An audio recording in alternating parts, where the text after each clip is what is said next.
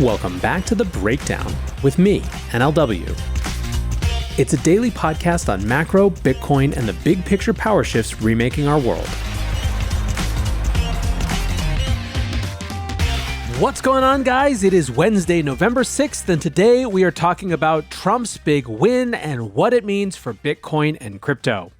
Before we get into that, however, if you are enjoying The Breakdown, please go subscribe to it, give it a rating, give it a review, or if you want to dive deeper into the conversation, come join us on the Breakers Discord. You can follow the link in the show notes or go to bit.ly/breakdownpod. Well, friends, we made it. The election is over, more definitively, I think, than many people would have thought. And of course, The Breakdown is not getting into the politics or what it means for America. We are strictly focused on economic issues and more specifically crypto issues, which have, of course, become front and center during this election. When it comes to the specifics, Donald Trump declared victory early this morning. And aside from the normal political platitudes that were in the victory speech, helping the country heal, turning the country around, regaining control of the country, all that sort of stuff, for the Bitcoin community, who of course threw their weight heavily behind the campaign, he said in that speech, quote, "I will govern by a simple motto, promises made, promises kept." All in all, Election Day was relatively smooth and quiet compared to the fear that some people had. On the crypto side, the lead up to the election was tense. Bitcoin ETF traders wanted no part of the Tuesday volatility, pulling their cash en masse on Monday. Net ETF outflows hit 541 million, which was the second largest outflow since the products were launched. The only other day in the $500 million range was at the start of May when Bitcoin hit a local bottom. Outflows were spread across all products, setting a new record for ARK, Bitwise, and Grayscale's newer mini trust. BlackRock was the only product to post minor inflows, coming in at less than 1/10 of the pace of the past 2 weeks. Tuesday wasn't quite as bad, with 116 million in net outflows, highlighted by a record outflow for BlackRock. To a certain extent, that could have represented cold feet and profit-taking coming into Election Day. The past 2 weeks have been among the strongest on record, with a gigantic 2.2 billion added last week despite inflows slowing on Thursday and reversing to minor outflows on Friday. Particularly in the TradFi world, Bitcoin was identified as the highest conviction Trump trade, and outflows seemed to follow the last-minute polls, which showed Harris was better positioned than many believed.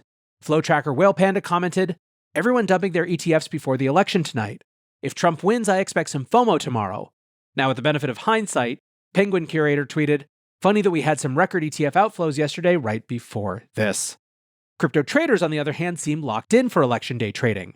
Crypto Quant reported that Bitcoin inflows to centralized exchanges on Tuesday were much lower than previous election days. To be fair, this is of course the first election day with Bitcoin anywhere close to all-time highs in active markets. Head of research Julio Moreno said, "There seems to be less selling pressure for Bitcoin from traders and investors moving funds into exchanges than there was during the last election and the start of 2024. Now, when all was said and done, anticipated volatility certainly played out last night, but Bitcoin was volatile to the upside. At around 7 p.m. when the AP reported an early lead for Trump, Bitcoin took off. It put in multiple God candles, rising by 8.3% over the next 4 hours. Bitcoin topped out at 75,000, a brand new all-time high. At the time of recording early in the afternoon on Wednesday, Bitcoin remains above 75,000. At this stage, it's a little too obvious to point out that Bitcoin's price was closely linked to Trump's election odds, but this move was a clear demonstration. Marty Bent of 1031 Ventures tweeted, "Bitcoin is the best prediction market." Some made the point that there's still very few newcomers to Bitcoin. Pomp tweeted the completely flat chart of Google search results and commented, "Bitcoin all-time high and no one knows yet. That will change." The victory laps got started early in the evening as Bitcoin soared. Joe Burnett of Unchained Capital tweeted, "The polls were wrong, the experts were wrong, the PhD economists were wrong, the establishment was wrong, and the mainstream media was wrong. You were right. $75,000 Bitcoin new all-time high." Aubrey Strobel wrote, "Just checking in on the anti-crypto army."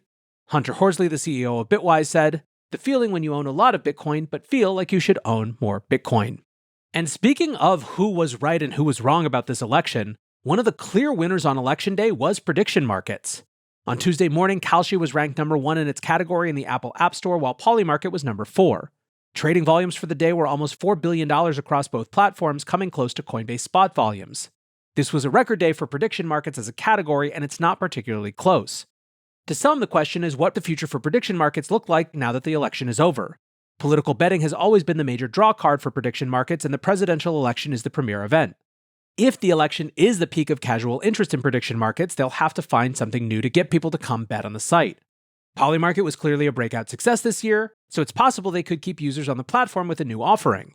Then again, some are worried that prediction markets get thrown on the giant scrap heap of once hot crypto ideas alongside NFTs and algorithmic stablecoins. Still, I think that broadly speaking, there's a sense that prediction markets are here to stay. Nick Carter tweeted, Reddit is fake, mainstream media is fake, pundits are fake, only Polymarket and Twitter are real. Polymarket CEO Shane Copland tweeted, just got word that the Trump campaign HQ literally found out they were winning from Polymarket. History was made today. Joe Weisenthal, who is a little bit more removed from the bullishness, said, it's been a phenomenal cycle for prediction markets. They're firmly part of the news environment now. A person watching Polymarket in the last month would have been more confident in a Trump victory than a poll or model watcher. Yet still some big misses on things like the popular vote. Now, one thing that's worth noting, as we think about the crypto implications of the election, it was not just the Trump victory that's likely to change the crypto environment in America. Brian Armstrong tweeted an image of the Ohio Senate race and wrote, being anti-crypto is simply bad politics. What he was specifically referring to is the fact that Senate Banking Committee Chairman Sherrod Brown has been unseated in Ohio by Bernie Moreno. Brown has been viewed as a major blocker to crypto legislation within Democratic leadership. All bills needed to go through his committee, and Brown's complete inaction made it impossible to pass crypto legislation during this Congress. Brown might not have been quite as vocally outspoken against crypto as Elizabeth Warren, but he was certainly an ally of the anti-crypto army. Staying in down-ballot results, Ted Cruz held onto his seat in Texas, where he's been a proud advocate for the local Bitcoin mining industry. And a special mention has to go to John Deaton, a crypto lawyer who contested the Senate in Massachusetts against Elizabeth Warren. While ultimately he secured less than 40% of the vote, he still had a fantastic showing as a first-time outsider candidate. Stand With Crypto called the next Congress the most pro-crypto ever.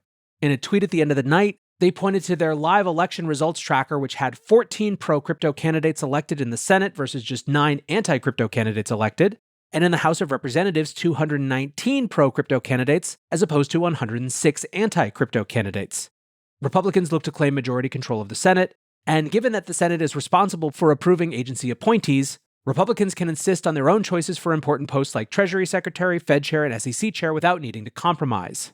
The Senate committees also play an outsized role in setting the legislative agenda. Banking Committee Republican ranking member Tim Scott seems to be first in line to take over as chairman of that committee, and recently had floated the idea of creating a digital asset subcommittee to ensure the swift passage of legislation. One interesting lingering question is what Democrats will do with the information that crypto policy might have helped cost them the election. Finance lawyer Scott Johnson tweeted, "You're not going to believe the speed of the pivot Dems take towards crypto in 2026. It's going to make your head spin." Tim Galeback of Uncensored Systems commented, "It's one of the only core issues they can pivot on without alienating a large part of the base. You just alienate some FinTwit guys who are resentful that their carefully constructed portfolios lose to the coins, and that's not a big audience." Anthony Scaramucci, who served in the first Trump White House for a few days, warned it might not be that simple, commenting, "You've got to be very careful of the Democrats if Trump's pro-crypto. There could be lots of Democrats that are against it just because Trump is for it, so I would like to see this calm down. I think we have to depoliticize our regulatory decisions and make them more about right or wrong as opposed to left or right." Now, in terms of what comes next, once Trump is sworn into office, the Bitcoin community will be laser focused on whether he follows through on campaign promises. Some require a lot of legwork and legislative changes, such as establishing a strategic Bitcoin reserve. Others don't seem legally possible on their face, such as firing Gary Gensler, although the memes are coming hard and fast on that front. But one promise Trump can easily keep with the stroke of a pen is freeing Ross Ulbricht on day one. Ulbricht was, of course, the founder of the Silk Road, who was sentenced to 2 consecutive life sentences in 2015. We won't relitigate the case here, but suffice it to say that many Bitcoiners feel his punishment was exceedingly harsh, given it was for fundamentally non-violent offenses. Ross has served more than a decade in prison at this point, and he's clearly not the same person he was when convicted at 29 years of age. Last night, in fact, Bitcoin Twitter was filled with a single rallying cry, "Free Ross." Vijay Boyapati wrote, "Vote like Ross Ulbricht's life depends on it, because it does."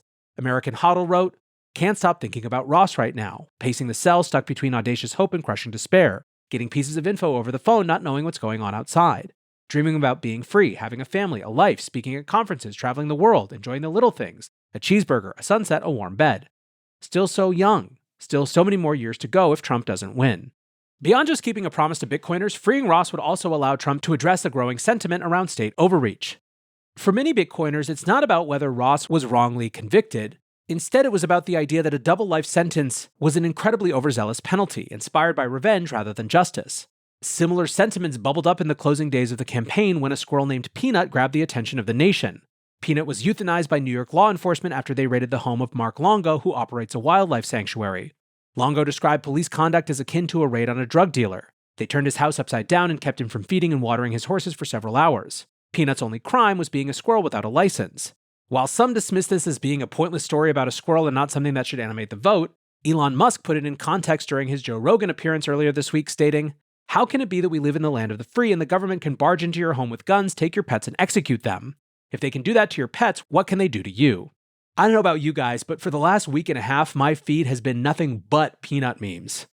Physicist Casey Hanmer drew another connection, tweeting, "If you're mad about peanut, wait till you learn about Aaron Swartz. For those of you who don't know Schwartz's story, he was a Reddit co-founder and activist programmer in the early 2000s. He believed the public had a right to free access to knowledge in the digital age, and to that end, he set up a server in an MIT closet to download scientific journal articles he had legal access to.